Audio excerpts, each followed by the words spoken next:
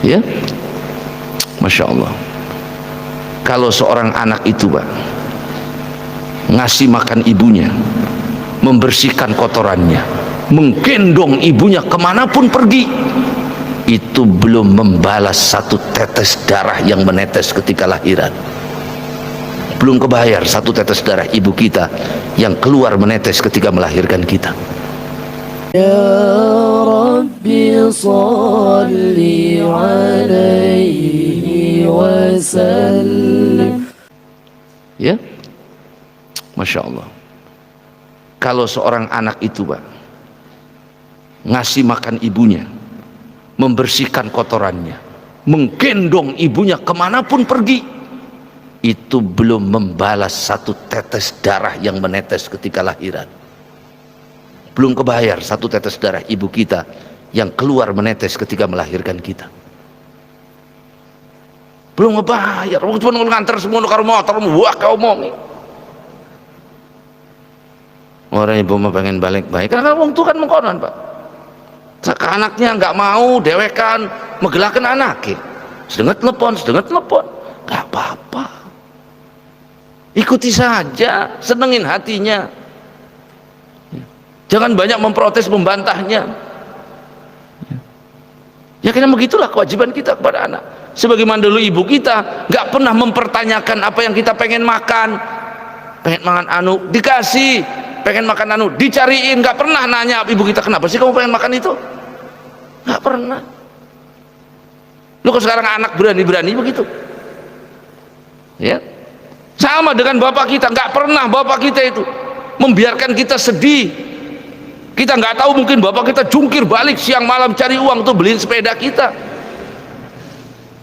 Kita nggak tahu, mungkin bapak kita bersimbah keringat hanya untuk membiayai sekolah kita atau bayar study tour kita dulu waktu sekolah. Atau bapak ibu kita nggak pernah cerita berapa banyak yang dia hutang untuk hajatan kita. Mah hajat gedean ya, iya tenang. Wong kabeh diajati, iya diajati tenang. Pohon sing gede mah iya. Orang tua nggak mau cerita susahnya. Iya, utang sana ngutang sini, gade sana gade sini. Pernah nggak kepikir kita? Nggak pernah. Sekarang baru orang tua cuma minta, nak coba di sini belikan ibu duren. Oh regel. Belikan ibu ikan. Oh regel. Masya Allah. Nangis itu orang tua. Ya, bahwa yang sudah jadi orang tua keras lah. Kita ini tahu jasanya orang tua kalau sudah punya anak. Maka yang belum punya istri mau bakal tahu. Wong anak betul orang tua ngomong. Tapi yang udah punya anak tahu, ya Allah bener jasa orang tua tuh ke anak itu luar biasa. Nggak ada orang tua tuh mengeluh depan anak. Nggak ada orang tua tuh bilang nggak punya depan anak. Walaupun nggak punya, jawabnya juga ya nanti. Mudah-mudahan ada rezeki. Ya nanti. Nggak mau mengecewakan anak itu. Sekarang anak diminta sama orang tuanya segitu punya, jawab nggak punya. Segitu ada bilang nggak. Telepon ibunya, nak ibu lagi puasa, ibu pengen buka puasa, pengen makan anu. Ibu kan gati mengkono ngurutaken bae ibu. Sing anu bisi. Sayanya juga bolak baliknya jauh. Masya Allah. Ya, makanya biasanya Pak, kalau anak itu ditaruh di pondok, biasanya menghargai jasa orang tua. Kita kalau taruh anak kita di pondok, tiap hari nggak pernah ketemu, begitu ketemu kepikir di hati itu, ya Allah jasa bapak ibu saya. Maka saya sering bilang anak-anak pondok itu merasakan bagaimana jasanya orang tua, sehingga ketemu orang tua kangen. Ada orang pondok kan gulet tiap dina kalau bapak nih. Mondok kangen Pak, kangen. Ya, mau saya aja dulu mondok, mau saya SD dikirim ke Bandung. Ya. Tiap hari nungguin kapannya bapak saya datang, kapannya bapak saya datang. Bapaknya si Anu sudah datang, bapaknya si Anu sudah datang. Kapan bapak saya datang? Ada kangennya. Ada tiap dina kependak malah kekangen pas nana sengit nih. Tuh karena gitu ya. Wa Wahab bin Munabbi ahwallahu ila Musa alaihi salam, ya Musa waqir walidaik fa inna man waqara walidayhi madadtu lahu fi umri. Ya Musa, dari Wahab bin Munabbi, Allah Subhanahu wa taala berikan wahyu kepada Nabi Musa, ya Musa muliakan bapak ibumu. Sebab ketika engkau memuliakan barang siapa yang memuliakan bapak ibumu, bapak ibunya, aku panjangkan umurnya. Tuh, kita udah bahas minggu lalu. Anak yang berbakti kepada orang tua dipanjangkan umurnya. Wa wahabtu lahu waladan, aku berikan anak. Anak yang berbakti sama orang tua itu pasti punya anak. Karena hadisnya birru abakum tabirrukum abnaukum. Berbaktilah kepada bapak ibumu, nanti anak-anakmu berbakti. Berarti kalau anakmu berbakti berarti nanti punya anak. Wa man aqqa walidayhi, barang siapa yang durhaka sama orang tua, qasortu umroh, aku pendekkan umurnya. Aku pendekkan umurnya. Makanya orang dulu mau, masya Allah, ya, baktinya semua urusan itu serahkan ke orang tuanya. Sampai ada anak laki mau nikah, nah kamu kok ibu belum punya jodoh, ibu yang milih. Mana yang cocok di hati ibu, senang di hati ibu, saya senang. Wow, ada anak mengkonon. Nah, masya Allah, anak mau nikah dengan pacarnya yang non muslim, ya, menyakiti ibunya, durhaka sama ibunya, ya. Lihat saja, dipendekkan umurnya oleh Allah Subhanahu wa ta'ala. Wa abdullah walad dan yauku, nanti juga punya anak yang durhaka sama kita. Albirrus salaf. Kalau kita berbakti, nanti anak kita berbakti. Kita dulu ngurus orang tua, nanti kita diurus sama orang tua, sama anak kita. Bapak ibu kita sakit, kita ngurus. Nanti kita ini juga pasti akan mengalami ada sakitnya, nanti anak kita ngurus. Kebalikannya sama, kita durhaka sama bapak ibu kita, jangan kaget anak kita durhaka. Ya Allah, kebina-bina anakin motor kita digadekakan aja sewot ning anak sing pengen ngegadekaken tanah bapaknya siapa? Ya gitu, ya makanya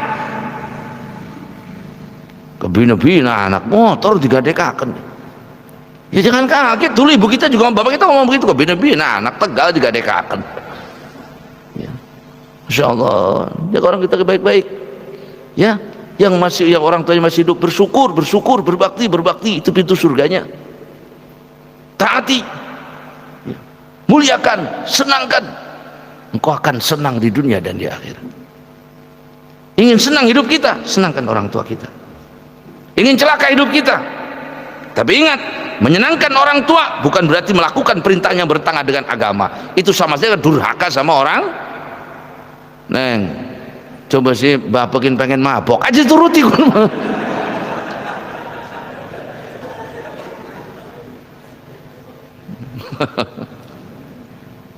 Makanya beda Pak ya. Pemberian orang tua ke anak itu bisa ditarik. Contoh, bapak ngasih rumah hibah, nih nak, rumah ini buat kamu. Ternyata anaknya nggak bener, saya tarik lagi rumah itu, bisa.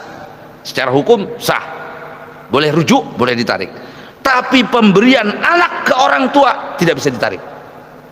Bu, ini rumah buat ibu. Oh iya wis, nuhun.